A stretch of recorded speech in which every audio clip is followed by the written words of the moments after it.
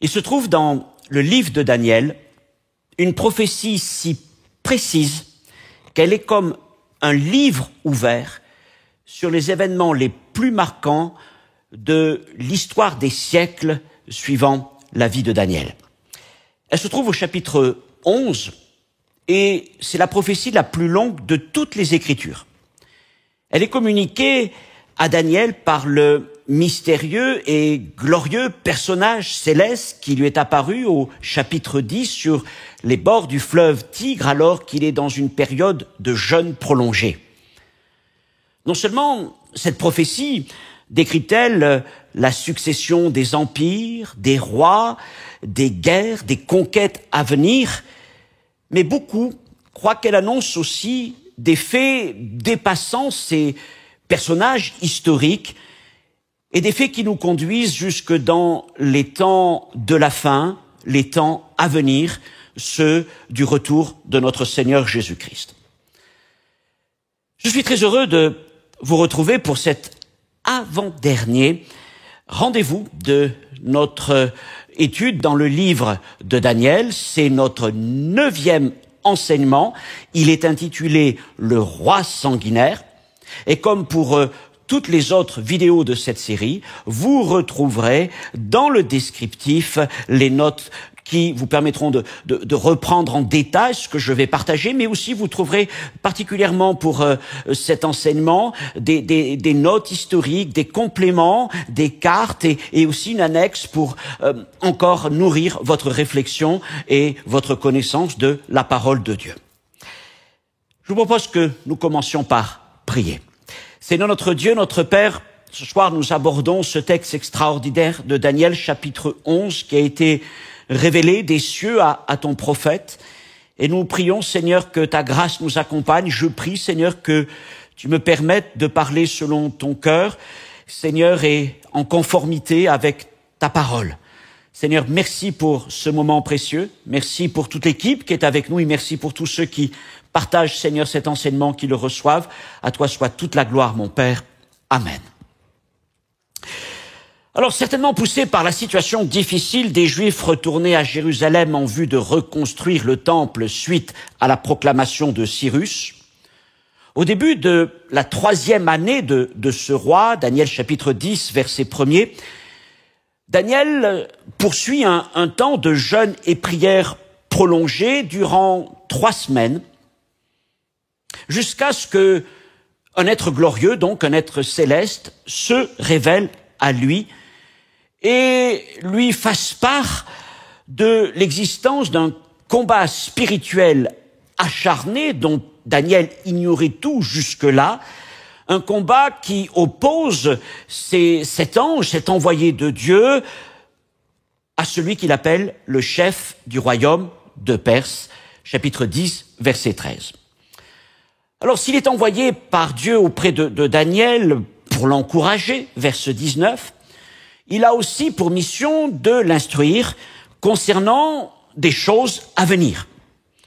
Et il lui annonce aussi qu'à l'issue de cette rencontre, il s'en va retourner combattre le chef de Perse. Et dans ce combat, il serait aidé par Michaël, le chef de la maison d'Israël et l'un des principaux parmi les chefs auprès du Seigneur. Et il lui annonce aussi qu'un autre chef, un autre opposant viendrait, ce ne serait plus le chef de Perse, mais le chef de Javan. Daniel 11 et 12, ces 2 chapitres décrivent les principaux événements liés à la montée de ces 2 empires, la Perse, puis Javan. Ça nous renvoie notamment à Daniel chapitre 8, que nous avons déjà étudié, où il avait été question de la vision du bélier qui va être ensuite frappé par le bouc et dont la corne se brisera pour laisser ensuite la place à 4 petites cornes. Et Daniel, en quelque sorte, va revenir sur cette lutte qui est là en mettant l'accent davantage sur le royaume de Javan. Alors, ce chapitre 11, qui va être l'objet de cet enseignement, se compose en 3 parties. Une première partie qui couvre la montée des empires perses puis grecs, chapitre 11, versets 1 à 20, puis une partie des versets 21 à 39 qui concerne l'avènement d'un roi qui est qualifié d'homme méprisé. Et puis enfin, une dernière partie, versets 40 à 45, elle décrit la chute de ce roi. Première partie, couvrant les 20 premiers versets, du chef de Perse à celui de Javan, et je reprends donc les expressions données par l'envoyé de Dieu auprès de Daniel. Et en l'espace de cette vingtaine de versets, le messager divin va survoler 4 siècles d'histoire, couvrant dans un premier temps l'apogée puis le déclin de l'Empire perse, les 2 premiers versets, puis ensuite à partir du verset 3 jusqu'au verset 20, les conflits opposant les rois grecs successeurs d'Alexandre le Grand. Je lis tout d'abord les 2 premiers versets, ils concernent l'apogée et le déclin de l'Empire perse. Et moi, et là donc c'est le messager divin qui parle, et moi, la première année de Darius le Mède, j'étais auprès de lui pour l'aider et le soutenir. Et maintenant, je vais te faire connaître la vérité. Voici, il y aura encore 3 rois en Perse. Et le 4e amassera plus de richesses que tous les autres. Et quand il sera puissant par ses richesses, il soulèvera tout contre le royaume de Javan. Alors donc, le messager annonce que il y aura 3 rois en Perse après Cyrus, puisque le roi qui règne au moment où le messager s'adresse à Daniel, je vous rappelle, Daniel chapitre 10, verset 1er, la 3e année de Cyrus, donc c'est le roi régnant. Et il est question donc de 3 rois qui viennent après Cyrus, puis d'un 4e qui sera encore plus riche et plus puissant que les précédents, et qui, sur la base de cette fortune amassée, s'engagera de toutes ses forces dans une guerre contre le royaume de Javan, c'est-à-dire vers l'Occident, et notamment vers les royaumes grecs. Alors ce 4e roi, l'histoire nous permet de l'identifier, il s'agit de Xerxès Ier, qui régna de 519 à 465 avant Jésus-Christ. Et c'est lui qui déclencha contre les Grecs une série de guerres appelées les guerres médiques, dont il sortit vaincu. Alors dans la Bible, Xerxès Ier est connu sous le nom d'Assuérus, et c'est l'époux de la reine Esther. Verset 3, maintenant. Mais il s'élèvera un vaillant roi qui dominera avec une grande puissance et fera ce qu'il voudra.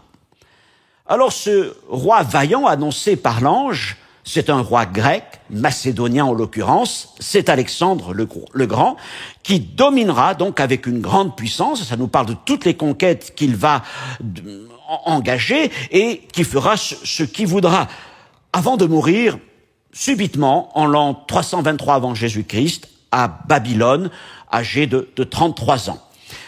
Alors, historiquement, l'Empire perse ne disparaît pas avec la mort de Xerxès, puisque son règne s'achève en 465 et Alexandre n'apparaît qu'aux alentours de l'an 330.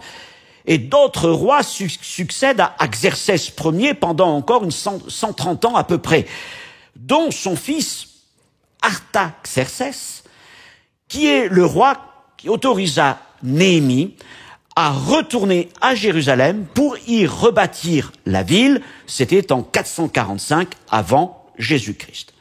Néanmoins, après les guerres médiques lancées par Xerxès Ier, Assuérus, jamais la Perse ne retrouvera la force qui était la sienne au temps de ce roi. Alexandre, quant à lui, ne fera la conquête de la Perse donc qu'en 331 avant Jésus-Christ. Il y a donc eu pas mal de temps qui s'est écoulé. Et ça nous rappelle ce que l'ange avait dit tout à la fin du chapitre 10, lorsque il avait dit que, ayant résisté au chef de Perse, quand je partirai, voici le chef de Javan viendra, et c'est donc ce qui s'est produit. Verset 4. Et lorsqu'il se sera élevé, Alexandre, son royaume se brisera, sa mort subite. et sera divisé vers les 4 vents des cieux, nord, sud, est, ouest. Il n'appartiendra pas à ses descendants, et il ne sera pas aussi puissant qu'il était, car il sera déchiré, et il passera à d'autres qu'à eux.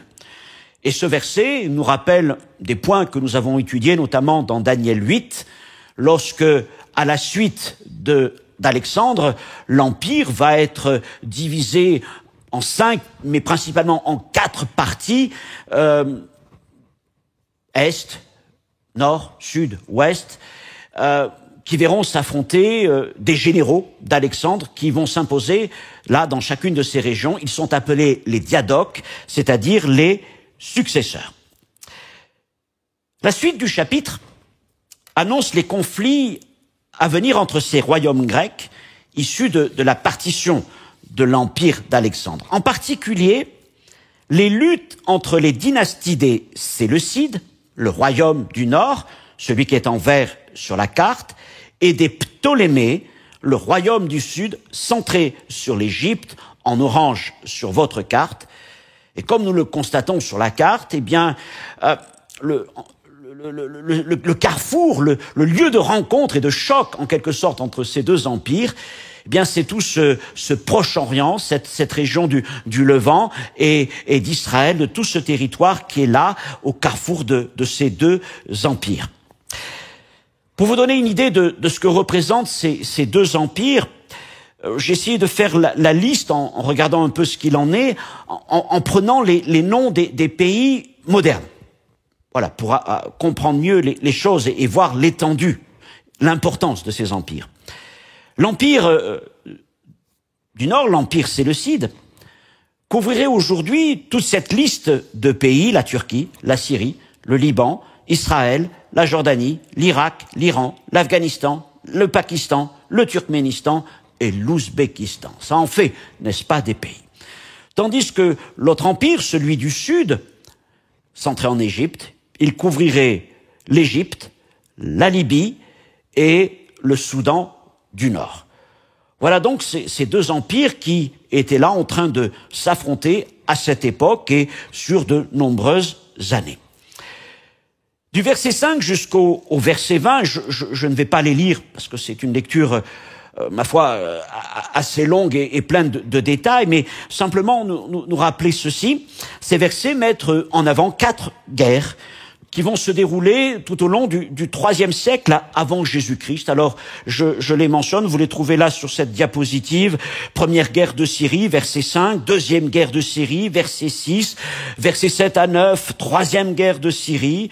Verset 10 à 20, quatrième guerre de Syrie. Et ces 4 guerres, qui s'étalent, vous voyez, à chaque fois sur plusieurs années et sur plusieurs générations, plusieurs rois qui s'opposent les uns aux autres, eh bien, montrent les chocs entre ces deux empires du Nord et du Sud, victoires et défaites alternent entre les deux camps, et leur opposition est marquée par toutes sortes de manipulations, de mensonges, de tentatives d'alliance à travers des mariages princiers, et puis des empoisonnements des parties adverses. Alors, si ça vous intéresse, vous trouverez dans les notes un complément historique qui vous permettra bien de reprendre ces versets et de comprendre ce qu'il en est plus exactement.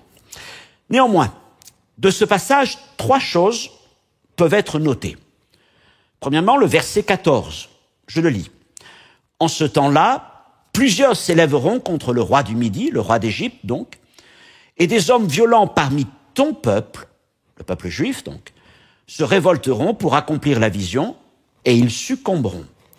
Donc, il est question, là, à un certain moment, d'une révolte menée par des Juifs contre les occupants égyptiens et qui sera sévèrement réprimandée. Deuxième chose, verset 18.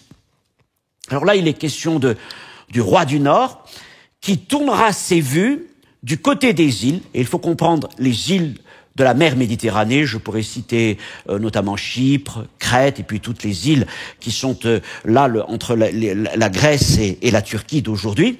Donc, il tournera ses vues du côté des îles, et il en prendra plusieurs.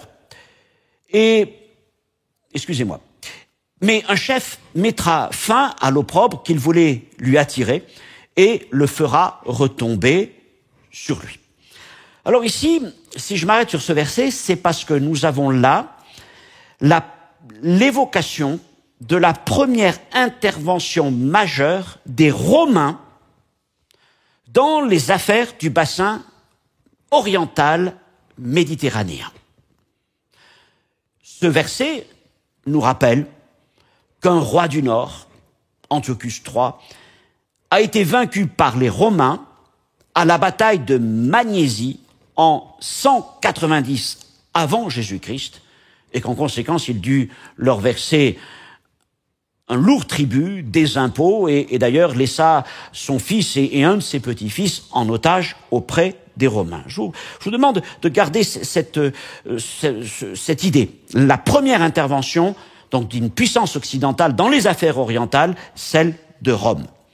Nous lisons aussi au verset 20, « Celui qui le remplacera fera venir un exacteur dans la plus belle partie du royaume, mais en quelques jours il sera brisé, et ce ne sera ni par la colère, ni par la guerre. » Alors là, nous avons l'évocation d'un certain Héliodore, qui fut envoyé par le roi du Nord pour lever des impôts dans la plus belle partie du royaume, c'est-à-dire en Juda, en Israël, et il osa même entrer dans le temple pour y piller le trésor, mais ça se passa très mal pour lui et il fut obligé vite de se replier.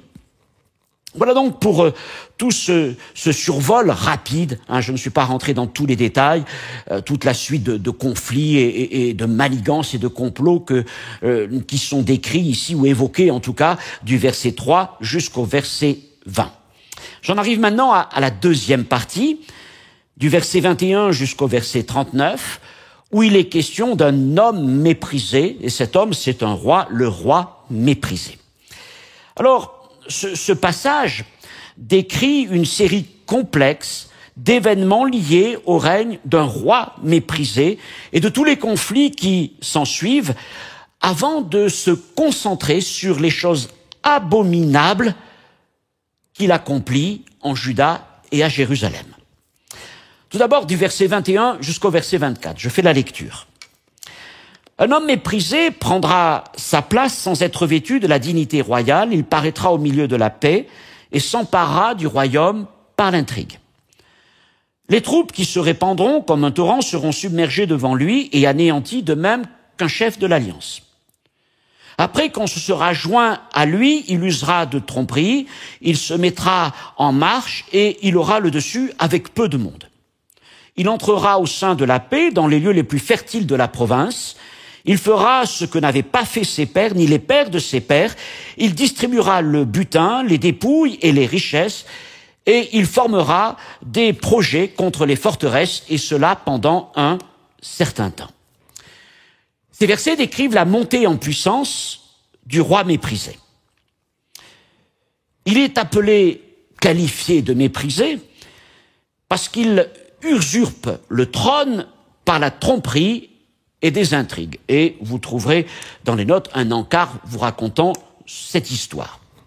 Ce roi méprisé a un nom, nous l'avons déjà évoqué, notamment dans Daniel chapitre 8, où il est appelé là la petite corne, c'est Antiochus Épiphane IV.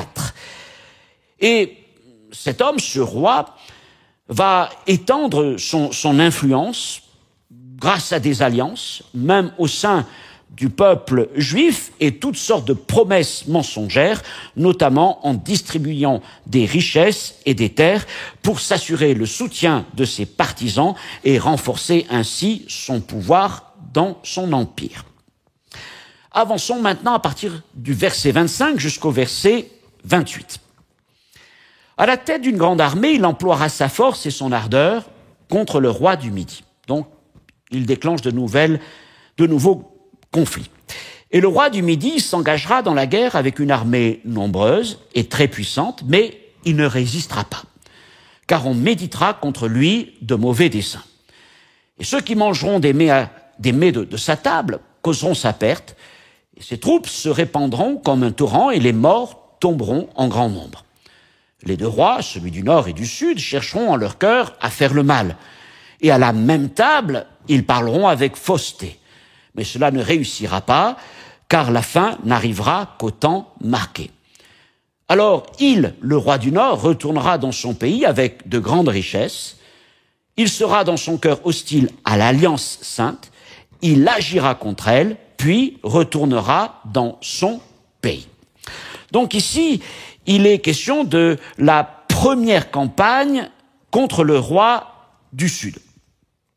Et nous voyons qu'il engage cette campagne avec une armée puissante et là, il va remporter des victoires, mais ses succès sont aussi marqués par des trahisons et des complots au sein du camp adverse. C'est ce qui nous est dit à ce moment où ils ont mangé ensemble à la même table. Puis après la campagne, il retourne vers son pays, donc vers le nord, vers la Syrie, avec des intentions malveillantes, notamment contre la Sainte Alliance, c'est-à-dire le peuple juif. Versets 29 et 30. À une époque fixée, il marchera de nouveau contre le Midi. Mais cette dernière fois, les choses ne se passeront pas comme précédemment. Des navires de Kittim s'avanceront contre lui. Découragé, il rebroussera. Puis, furieux contre l'Alliance sainte, il ne restera pas inactif. À son retour, il portera ses regards sur ceux qui auront abandonné l'Alliance sainte. Il est question là d'une deuxième campagne contre le roi du Sud. Antiochus mène donc une nouvelle expédition vers l'Égypte. Mais cette fois-ci, les choses ne se passent pas comme il l'espérait. Et il rencontre des difficultés plus importantes. Notamment, il nous est dit que des navires de Kittim interviennent, forçant Antiochus à battre en retraite. Qui sont ces navires de Kittim qui en ont tant imposé à ce roi puissant? Eh bien, il s'agit, comme nous l'avons déjà mentionné plus tôt au verset 18, de l'Empire romain. Pour la deuxième fois, l'Empire romain s'implique dans la résolution des conflits agitant le bassin oriental de la Méditerranée. Et ils vont donc, les Romains, obliger Antiochus à quitter l'Égypte et à rentrer dans son pays. Alors, l'histoire nous dit que dans ce contexte, dans les faits qui se sont passés, Antiochus fut profondément humilié. Car en effet, ce n'est pas devant une armée qui l'a rebroussé chemin, mais c'est devant une délégation de sénateurs de Rome.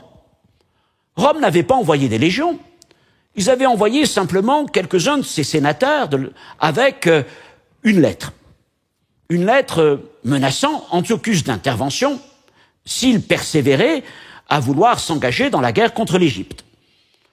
Alors l'envoyé romain, un sénateur, Popilius, rencontre Antiochus. Ils discutent tous les deux. Antiochus est mis sous pression par Popilius qui le menace d'une intervention. Et puis Antiochus hésite à répondre, il mesure, il réfléchit, il demande du temps, et c'est alors, l'histoire nous dit, que Popilius prit un bâton et qu'il traça un cercle tout autour d'Antiochus, et il lui dit qu'il n'aurait pas plus de temps pour décider que ce qu'il lui en faudrait pour sortir de ce cercle. Sitôt qu'il franchirait le cercle, il faudrait qu'il donne sa réponse. Et donc Antiochus ne voulut pas forcer son destin et obliger Rome à intervenir, et il capitula, il rebroussa chemin, mais il était très humilié. Au point où nous en sommes, je voudrais prendre un temps pour partager quelques réflexions avec vous concernant Rome et l'Occident, que j'appellerai les puissances d'équilibre.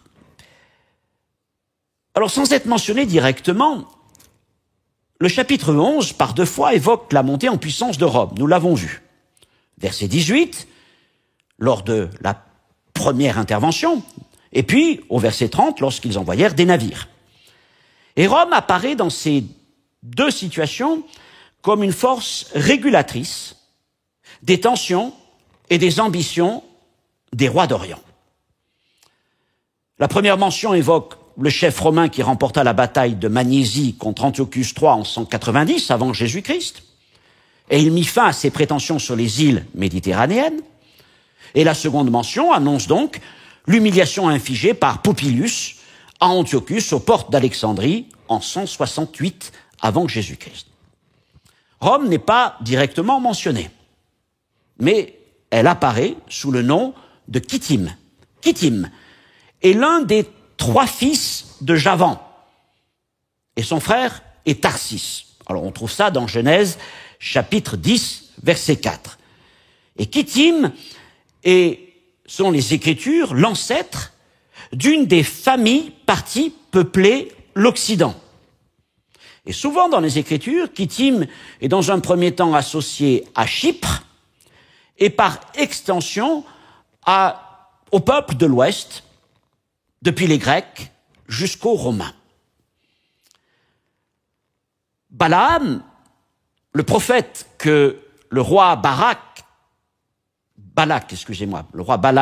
de Moab avait fait venir pour maudire Israël dans le désert, Balaam fait mention de Kittim dans son 4e oracle. Je lis, Nombre 24, 24, il est écrit. Mais des navires viendront de Kittim. Ils humilieront l'Assyrien, ils humilieront l'Hébreu, et lui aussi sera détruit. L'Assyrien représente à travers les siècles les dirigeants des peuples de l'Orient. Il en va aussi de même pour l'Hébreu. C'est pas tellement le mot hébreu qu'on doit lire ici, mais plutôt Héber, les fils d'Héber. Et Héber est un descendant de Sem et un des pères des tribus vivant à l'orient du fleuve de l'Euphrate. Et Balaam annonce donc on est bien des siècles avant Daniel, il annonce que les chefs de l'Occident auront un rôle de régulateur vis-à-vis des ambitions des chefs de l'Orient. Ils viendront et ils humilieront l'Assyrien et l'Hébreu. Alors ça s'est passé à plusieurs reprises. Tout à l'heure, je mentionnais Xerxès, le roi de Perse qui voulut s'engager dans des combats contre le royaume des Grecs. Et il fut battu par le chef grec Thémistocle lors de la bataille de Salamine en 480 avant Jésus-Christ. Je pourrais encore mentionner Darius III, qui fut vaincu par Alexandre à la bataille de Gaugamélès en 331 avant Jésus-Christ. Et puis, donc, ces deux mentions dans Daniel 11 de l'intervention des Romains dans les affaires des royaumes séleucides de Syrie et des royaumes du sud d'Égypte. Ce que j'observe aussi, c'est que tant dans l'oracle de Balaam que dans les paroles de l'ange à Daniel, il est à chaque fois question, regardez bien, des navires de Kittim. Nombre 24, 24 et Daniel 11, 30. Les navires de Kittim. Autrement dit, Kittim est une puissance navale disposant d'une flotte militaire conséquente. Je vous disais que Kittim représente les pays de l'Occident, depuis Chypre, Grèce, Rome, et finalement tous les peuples de l'Occident, de l'Europe jusqu'aux États-Unis et à l'Amérique du Nord d'aujourd'hui. Et tout au long de l'histoire, jusqu'à l'histoire contemporaine, eh bien nous voyons comment les puissances occidentales sont souvent intervenues comme puissances de régulation des tensions en Orient. Par exemple, l'intervention lors de la Première Guerre mondiale des armées britanniques et françaises. Et il en va encore de même aujourd'hui. Et c'est à ça que je veux arriver. Et c'est ce qui m'intéresse beaucoup. Au lendemain de l'attaque du 7 octobre 2023, donc lorsque le groupe terroriste Hamas a lancé cette terrible attaque contre les kibbutzim d'Israël, eh bien devant la montée des tensions entre l'Iran et le Hezbollah et Israël, la flotte américaine, accompagnée d'autres navires de l'OTAN, français, britanniques, hollandais, italiens, cette flotte américaine s'est placée aux limites du Liban. Et rappelez-vous, elle a servi véritablement de régulateur des tensions. Et je me pose cette question. Que se passerait-il sans cette présence dissuasive? Que se passerait-il si les navires de Kittim, les navires de l'Occident, se retiraient? Il y a quelques jours de cela, dans un article de la Tribune de Genève, il était écrit ceci. Près de 30% de la flotte de guerre américaine se trouverait sur la zone autour du Proche-Orient. Un niveau jamais atteint depuis l'invasion de l'Irak en 2003. Que se passerait-il? Que se passera-t-il lorsque les États-Unis retireront leur soutien à Israël sous des pressions internationales, voire internes, comme nous les voyons monter en ce moment et qui sont un des enjeux des élections présidentielles américaines présentes ou à venir? Que se passerait-il si les navires de Kittim se retiraient? Que se passerait-il au Proche-Orient?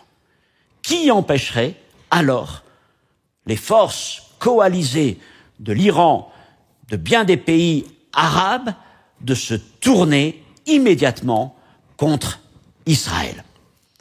Une réponse se trouve alors peut-être dans cette parole de Paul.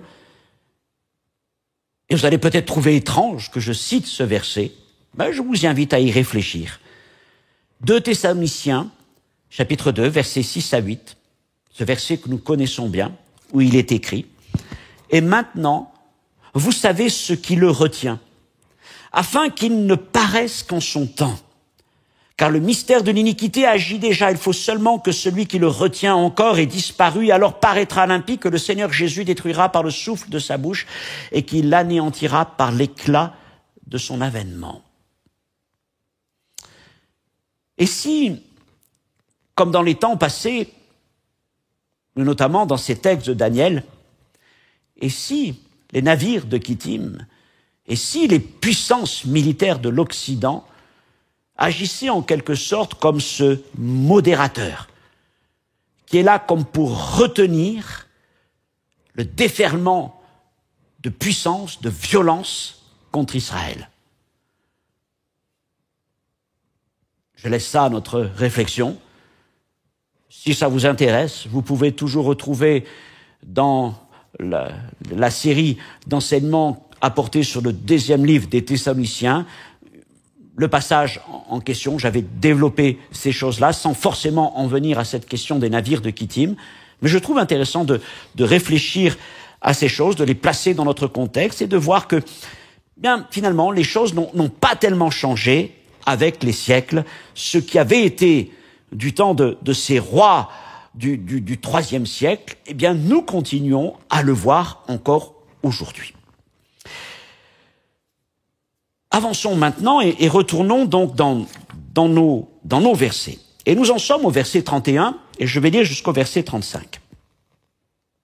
Des troupes se représenteront sur son ordre, l'ordre du roi du Nord, le roi méprisé.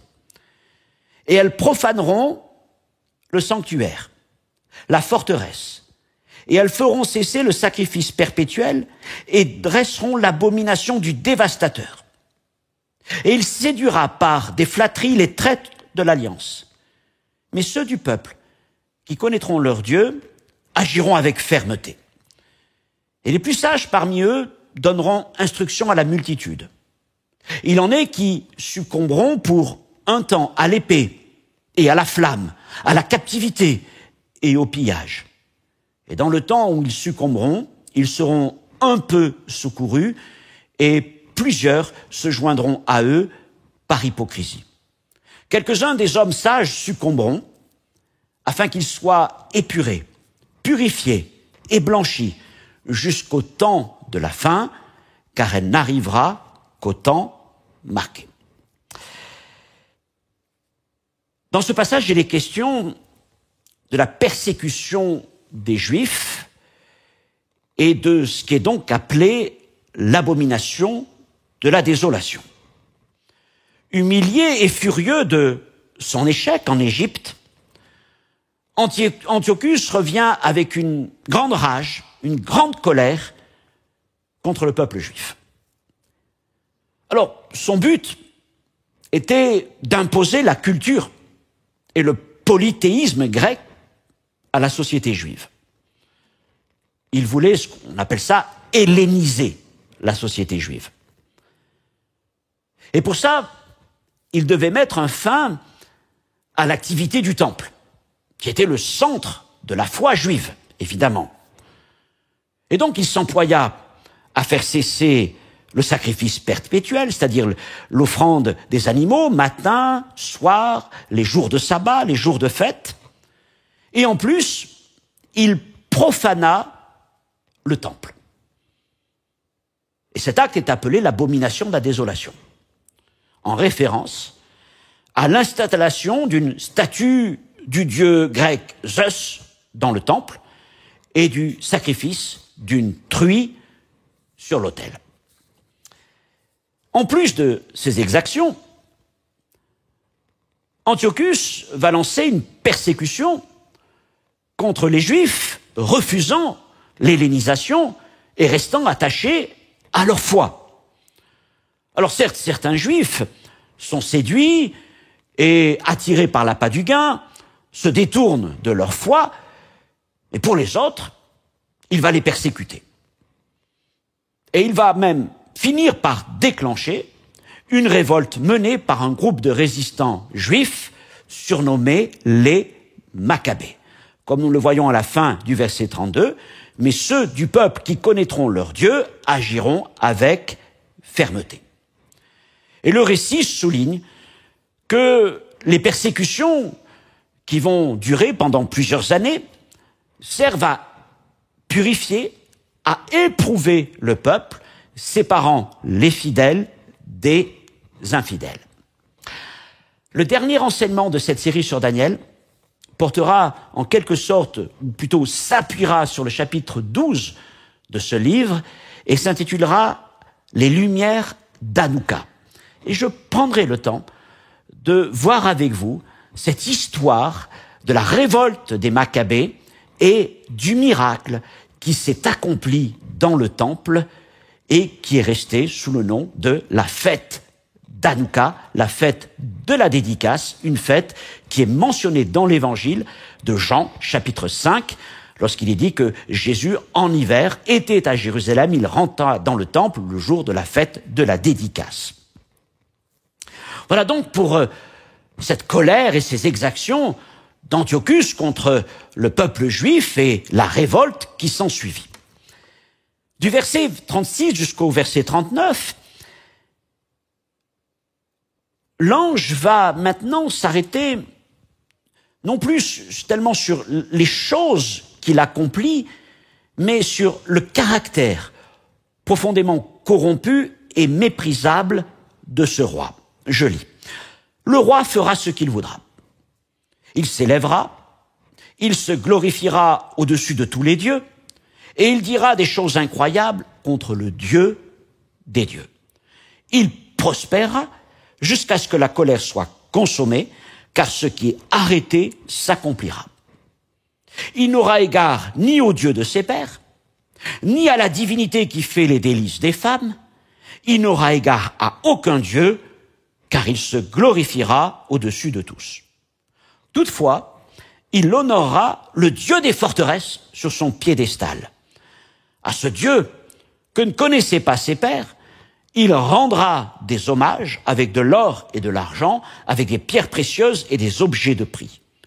Et c'est avec le Dieu étranger qu'il agira contre les lieux fortifiés, et il comblera d'honneur ceux qui le reconnaîtront, il les fera dominer sur plusieurs, et il leur distribuera des terres pour récompense. Voilà donc le portrait moral et spirituel, en quelque sorte, de ce roi méprisable qui s'élève, s'exalte, se glorifie au-dessus de tous les dieux, parlant avec arrogance même contre le Dieu des dieux. Il honore la force, la puissance militaire, et il récompense ceux qui reconnaissent sa domination. Si dans une logique narrative et historique, il semble que ces versets continuent de décrire ce personnage d'Antiochus IV, beaucoup de commentateurs voient malgré tout dans ce portrait une description d'un personnage eschatologique, de ce chef qui doit venir à la fin des temps pour établir une alliance de mort avec les Juifs, une alliance de 7 ans qu'il bafouera au bout de 3 ans et demi avant d'accomplir l'abomination de la désolation à son tour. Et souvent, nous avons pris l'habitude d'appeler ce personnage à venir, qui ressemble beaucoup moralement et spirituellement à Antiochus, nous l'appelons l'Antichrist. Troisièmement, dernière guerre et chute finale, les derniers versets du verset 40 jusqu'au verset 45. Faisons-en maintenant la lecture. Au temps de la fin, le roi du Midi se heurtera contre lui. Et le roi du Septentrion fondra sur lui comme une tempête avec des chars et des cavaliers et avec de nombreux navires. Il s'avancera dans les terres et se répandra comme un torrent et débordera. Il entrera dans le plus beau des pays, Israël.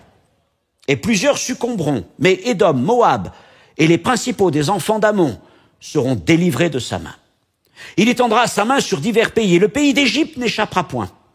Il se rendra maître des trésors d'or et d'argent, de toutes les choses précieuses de l'Égypte. Les Libyens et les Éthiopiens seront à sa suite. Mais des nouvelles de l'Orient et du Septentrion viendront l'effrayer.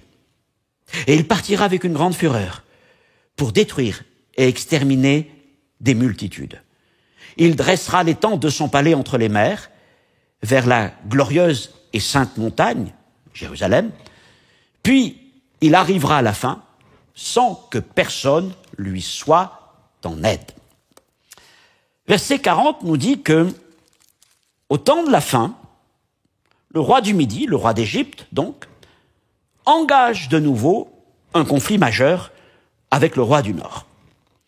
Et celui-ci se porte à sa rencontre avec une grande armée, et ce conflit est en quelque sorte le sommet, le climax de toute cette suite d'affrontements décrits dans le chapitre.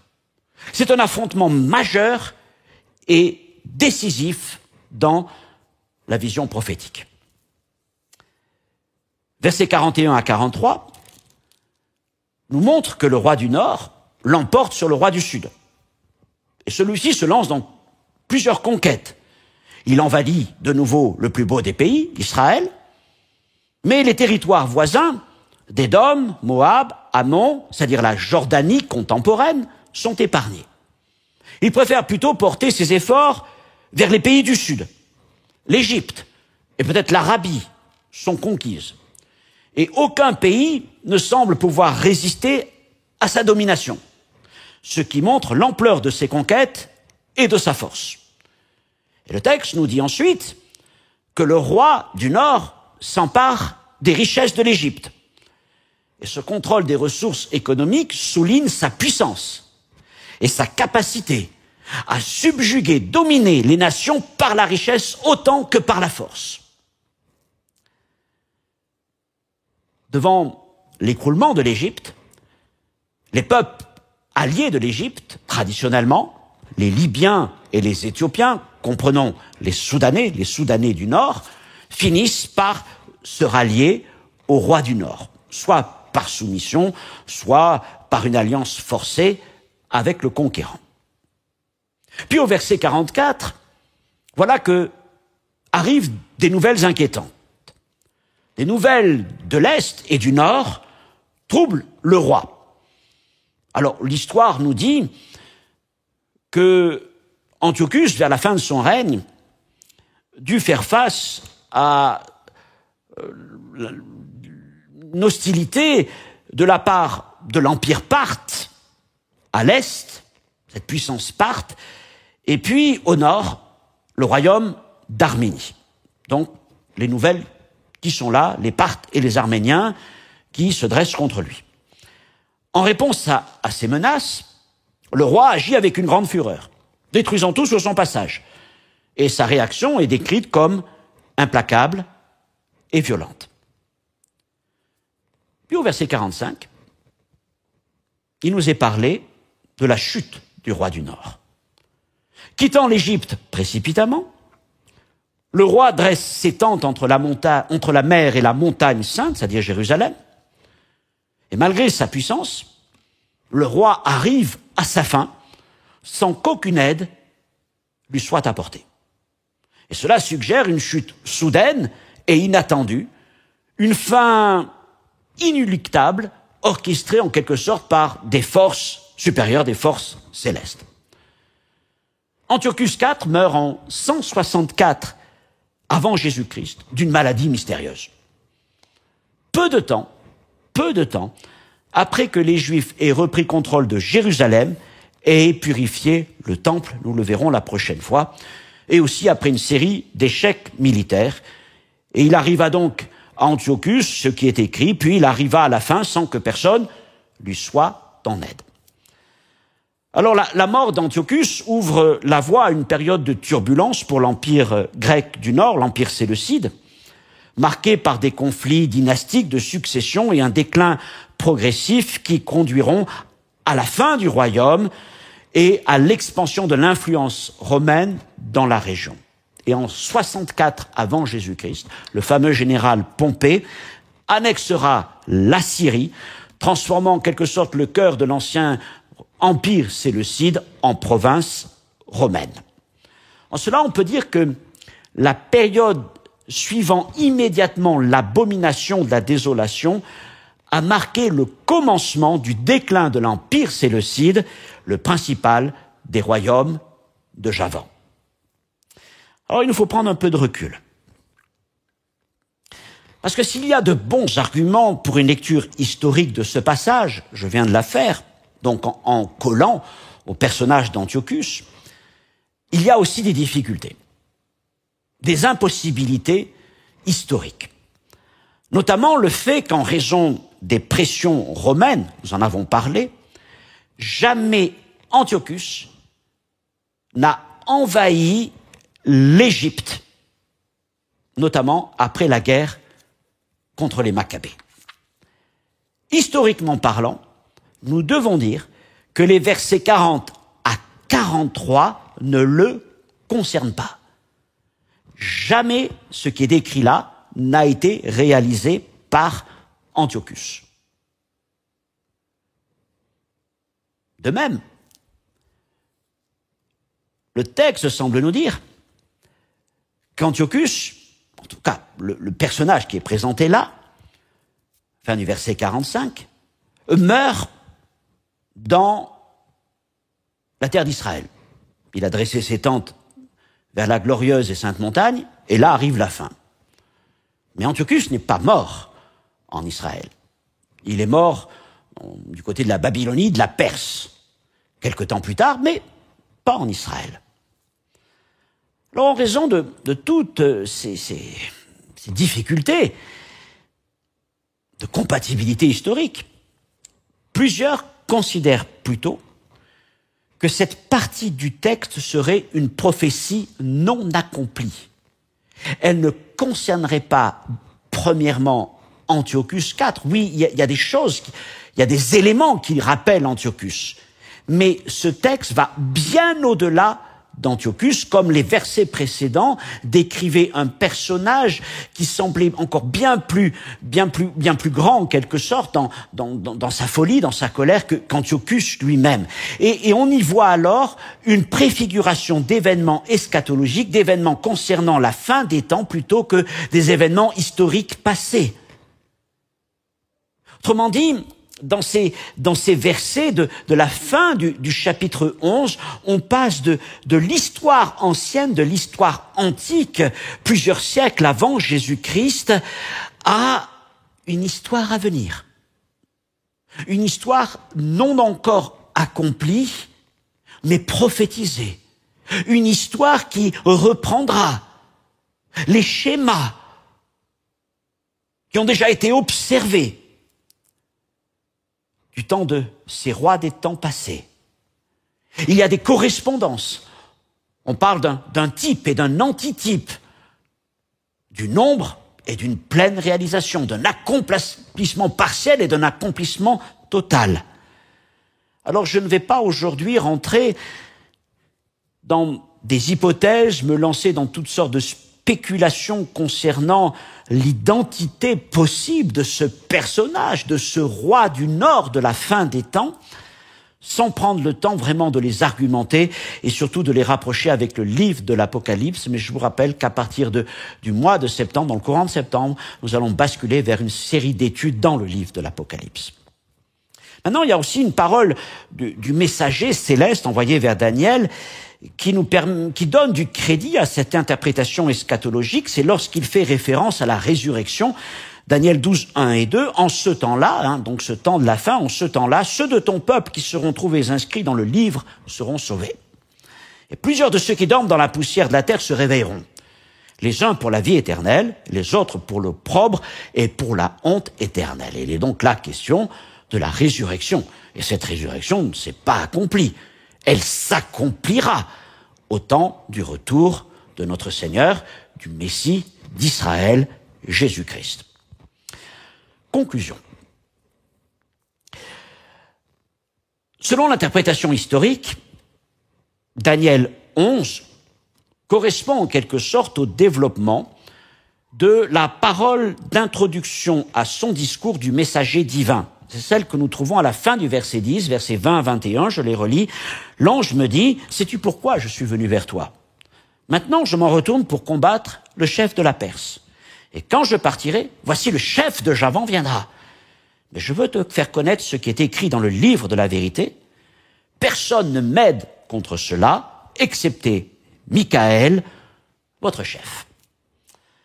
Le messager annonce donc des combats contre le chef de la Perse, puis contre celui de Javan, les différents empires grecs. C'est leur histoire qui nous est révélée là, jusqu'au déclin de ces empires. En même temps, plusieurs des événements mentionnés nous propulsent, nous le croyons, dans une perspective beaucoup plus vaste, dans une perspective future, eschatologique. Alors, nous ne pouvons pas oublier non plus que Jésus lui-même, dans Matthieu chapitre 24, verset 15, dans ce qu'on appelle le sermon sur le mont des Oliviers, lorsqu'il se trouve face au temple et qu'il va annoncer la destruction du temple, va donner cette instruction à ses disciples en les avertissant que le signe qu'il demandait, quel sera le signe de ton avènement? Eh bien, Jésus reprend cette formule de l'abomination de la désolation. Quand vous verrez l'abomination de la désolation établie dans le lieu saint. Et donc, il fait référence à ces choses que nous venons d'étudier dans Daniel chapitre 11. Mais il le met au futur. Lui, il le met encore au futur. Quand vous verrez ces choses. Alors, je ne vais pas vous parler de ce futur. Ce n'est pas le moment maintenant. Mais nous voyons qu'il y a donc des perspectives qui sont là et qui sont annoncées, des perspectives futures et même des perspectives eschatologiques, puisque ces choses, nous le croyons, nous amènent jusqu'au temps de la fin du monde. De même, toute la fin du chapitre 11 conduit le lecteur bien au-delà du destin du seul roi Antiochus. Et l'ange lève le voile sur un roi du Nord à venir, qui sera chef d'un royaume du Nord, royaume de Javan, un royaume en quelque sorte séleucide, qui sera reconstitué. Et nous pouvons penser, comme je le mentionnais tout à l'heure, que ce roi du Nord, à venir, sera le chef qui fera une solide alliance avec plusieurs en Israël pour une semaine. Daniel 9, 27, avant de rompre sa parole et commettre l'abomination de la désolation. Et pour faire un peu la synthèse de ce que j'ai dit, et je le dis avec humilité, vous avez le droit tout à fait de ne pas partager cette opinion, je le dis, ce n'est qu'une opinion, qu'une pensée que je vous soumets. Mais ce roi du Nord à venir pourrait très bien être un chef d'une alliance musulmane chiite, centrée sur notamment la Syrie, l'Irak, l'Iran, une coalition des royaumes du Nord, en conflit avec l'islam sunnite du Sud, et notamment de l'Égypte et de l'Arabie. Pour toutes sortes de raisons, on ne va pas entrer dans toutes ces réflexions, peut-être fera-t-il donc une alliance avec Israël, lui permettant de reprendre des sacrifices, voire même d'envisager la reconstruction d'un temple, jusqu'à ce qu'au bout de 3 ans et demi, ce roi du Nord rompe son alliance et déverse toute sa colère. Et ce sera le temps de la grande tribulation. Et de dire aussi que, finalement, tant que les navires de Kittim sont présents en mer Méditerranée, il est tout à fait possible que ce roi du Nord soit quelque part retenu, empêché, et que ce roi qui sera le fils de la perdition, pourra se manifester pleinement dans sa haine, dans sa folie, dans sa violence, lorsque ces navires d'Occident, pour une raison ou pour une autre, pourraient en arriver à se retirer et laisser donc un espace qu'il pourra, lui, avec ses armées, occuper. Voilà. Ce sont quelques pensées qui sont là, sur lesquelles, je vais vous dire, je médite comme vous pourrez vous-même y méditer. Je ne dis pas que c'est la solution à ce modèle, c'est une pensée et qui doit être encore étayée, non pas par les événements et les articles de journaux ou des médias, ou même les faits qui se produisent, mais qui doivent être étayés avant tout par la parole du Seigneur, et c'est ce que j'essaierai de faire dans les temps à venir lorsque nous en viendrons au livre de l'Apocalypse. Voilà donc pour cette étude d'aujourd'hui sur ce chapitre extraordinaire de précision historique de Daniel chapitre 11, la plus longue prophétie donc des Écritures. Et puis je vous donne rendez-vous pour une dernière séance dans cette étude sur le livre de Daniel. Ça sera donc l'enseignement numéro 10, je vous l'ai dit, s'intitulera « Les Lumières d'Hanouka », donc en référence à cette révolte des Maccabées. Que Dieu vous bénisse. Reprenez les notes si vous le souhaitez. Et à la prochaine fois. Au revoir.